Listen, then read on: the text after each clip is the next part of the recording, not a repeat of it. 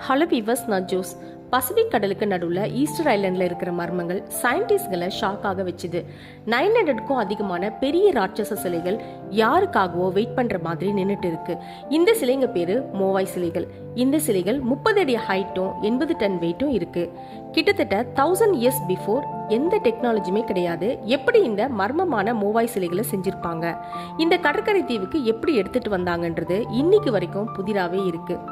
ராபா நுய் பழங்குடி மக்கள் என்ன சொல்றாங்கன்னா, இந்த சிலைகளுக்குள்ள மந்திர சக்தி நிறைஞ்சிருக்கு, அந்த சிலைகள்லாம் தானாவே நடந்து இங்க வந்திருக்குன்னு சொல்றாங்க. சயின்டிஸ்ட்ங்க இதை ரிசர்ச் பண்ணி பார்த்திருக்காங்க. இந்த சிலைங்களோட அடிப்பகுதி வளைவா இருந்திருக்கு. மேபி இதை கயிறு கட்டி இழுத்துட்டு வந்திருக்கலாம் அப்படின்னு சொல்லப்படுது.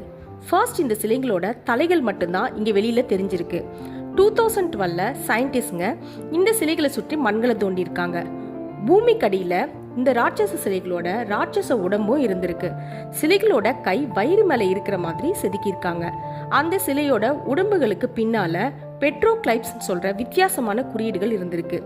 இதுல ஏதோ ஒரு ரகசியம் இருக்குன்னு மட்டும் தெரியுது. ஆனா யாருக்கும் இப்ப வரைக்கும் அது என்ன ரகசியம்னு புரியல.